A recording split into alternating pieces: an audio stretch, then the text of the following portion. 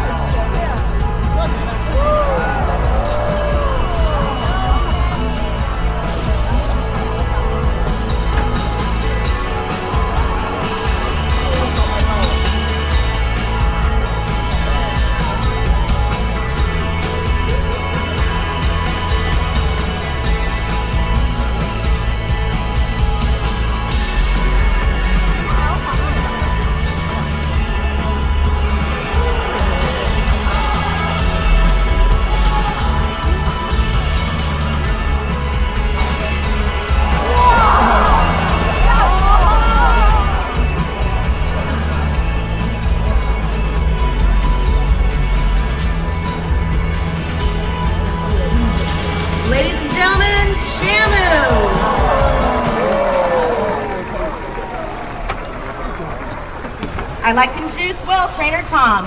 Thanks a lot, Jenna. We're all excited to be here today to show you just how we care for these amazing animals. Now, Shamu's story began when a large adult male killer whale was accidentally caught in some fishing nets up in British Columbia. That whale was named Shamu after a local fishing port up there. He was soon moved to Seattle, Washington, where he became the first killer whale to be on public display up in the Pacific Northwest. A young female soon joined him and was named Shamu, which is a contraction of the word she and Namu. Now, Shamu then became the first killer whale to travel by airplane when she came here to SeaWorld San Diego way back in 1965. She made a very powerful and instant connection with the public who knew very little about these animals. We continue to celebrate her name through our entire Shamu family. But right now we're going to introduce you to some members of that Shamu family. On the far right-hand side of the stage, we have our first baby killer whale ever born here way back in 1988. Ladies and gentlemen, this is Orkid. So she was born September 23rd, 1988, so she just turned 24 years old. She's about 19 and a half feet long, and she weighs just under 6,000 pounds. That actually makes her an average-sized adult female killer whale. Our smallest whale is Kalia. She's 8 years old and she weighs about 3,000 pounds. Over here with Matt, we have Ikaika. Now, he was born at SeaWorld of Orlando back in 2002, so he's 10 years old right now. Ikaika weighs about 5,000 pounds, but he's not anywhere near done growing. These animals keep growing until they're about 16 to 18 years old. Our largest killer whale here is Ulysses. He weighs 9,600 pounds, and that also is an average-sized adult male. The killer whales can actually get upwards of 12, even 15,000 pounds, which makes them the largest species of dolphin in the world. Now, if you focus your attention off to the right-hand side, we've got Orkid coming out to give you guys a little wave hello. You can wave back if she can see you. She'll pop up and wave those flippers. Now, those are called pectoral flippers. The flippers on the sides of their body that are used for steering and stopping and waving hello. If you were to x-ray the flipper, you'd see 5 bones resembling the human hand in shape. Also notice the white oval eye spots. The killer whale's eyes are located directly in front of the eye patch, right near the corner of the mouth.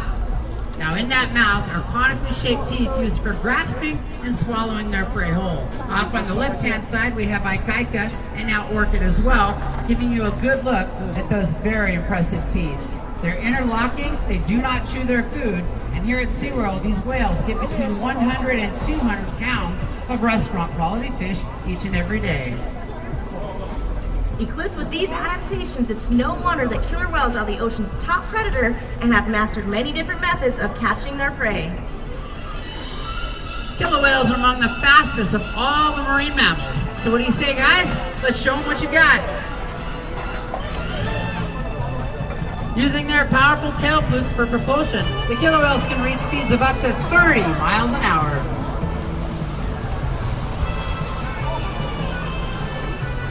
Very nice, guys.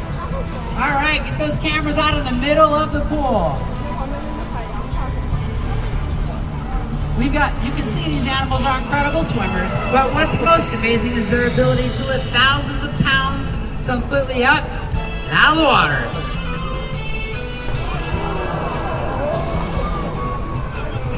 With up to 56 conically shaped teeth used for ripping and tearing, it's no wonder the killer whale is the ocean's top predator.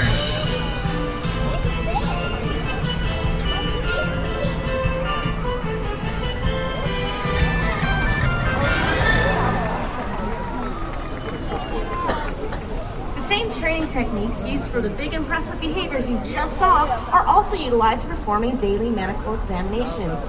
We've trained our animals to calmly accept regular medical procedures. This is essential in allowing us to more easily diagnose and treat illnesses. This type of training is called husbandry training, and Tom's going to explain a little bit more about what that means. In addition to the high energy behaviors, some of which you just saw, we do train the whales on husbandry behaviors. Now these are the behaviors that allow us to take better care of the whales. We're going to demonstrate one of those right now here with Orkid. Christy's asked her to roll over upside down, inverted. And this is a very important behavior to train. This is called a tail fluke present.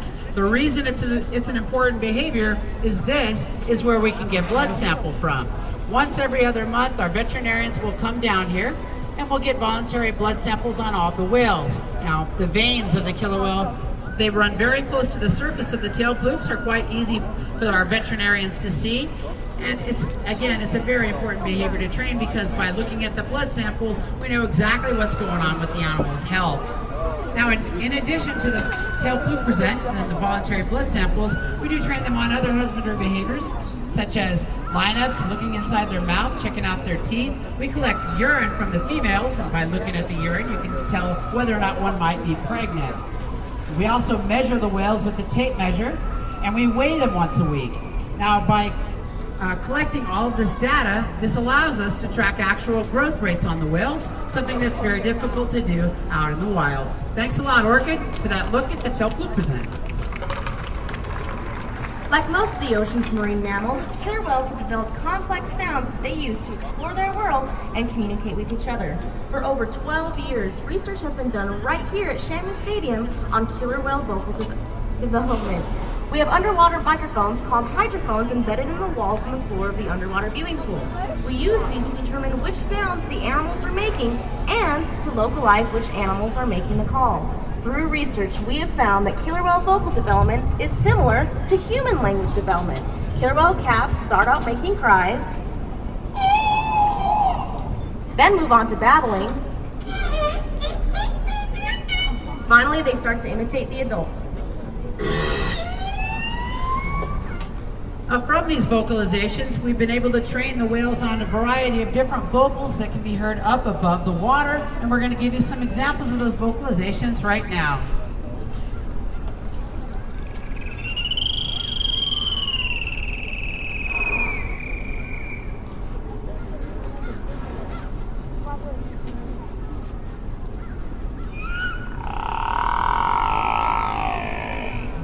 And we got one real fun one. Very funny, you guys. Through our experience, we have found that the most successful trainers are the ones who learn along with the animals. It takes some time, but trainers focus first on building strong relationships with the killer whales. They do this through creating interesting, stimulating, and fun training sessions. And here's Missy to explain what you'll be seeing today. Thank you, and hello everyone. Today we're going to give you a look at one of our training sessions. We have many different types of training sessions. We have an acronym for these to help us all remember them. It's called HELPERS. This stands for husbandry. If you look up on the board right there, husbandry are the behaviors that we use to maintain the health and well-being of our killer whales. Exercise sessions. Just like you and I need to be in the best physical condition, so do the animals. Learning sessions. That's where an animal is learning a brand new behavior. Playtimes. Pretty self-explanatory. Just having fun with the animals, finding out what they enjoy, what they find reinforcing. Relationship sessions are when we're just hanging out with the animals, letting them know that we appreciate them and we respect them, and that's how they gain that trust with us. And of course, all the excellent shows that you see here at SeaWorld. Now today, all of you are going to get a chance to see a learning session. So Orkid who's right over there with Christy, is working on a new behavior. We call it an Einstein. And simply because it's a very challenging behavior, most of the other whales probably can't handle how complex it is. However, Orkid is pretty much our smartest killer whale, and I'm sure all the trainers would agree. She picks up on behavior very quickly, and she tends to help us out. If we need to work on something with another animal, she can actually show that animal exactly what we're looking for.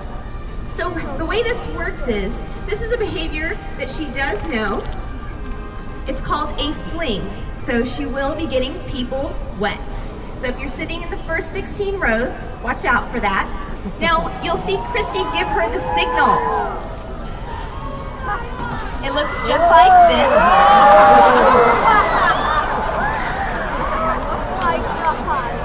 And she will also give her a finger number. So 1, 2, 3, 4, and 5.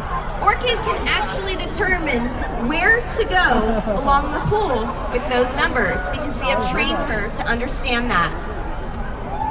So we're gonna try for window pane 4. And the way that we show her 4 is with a snowball. So Tom's gonna throw the snowball. Christy gave her the signal with a 4.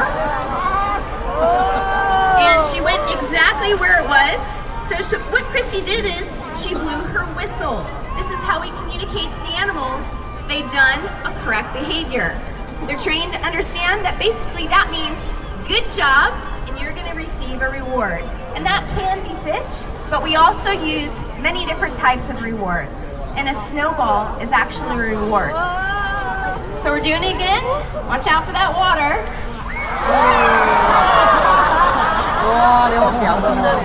Excellent job, Orkid.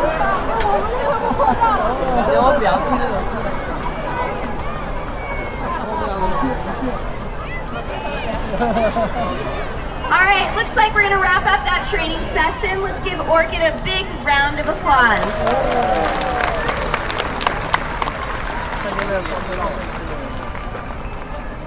Now that you've had a chance to see one of our training sessions, we're going to show off a few more spectacular behaviors that all of you will see later today in our One Ocean show. Now these behaviors also have the potential to get you wet with 55-degree salt water. So if you're sitting in the first 16 rows, over here or over here, you may want to move to higher and drier ground. Come on, Shamu, let's go.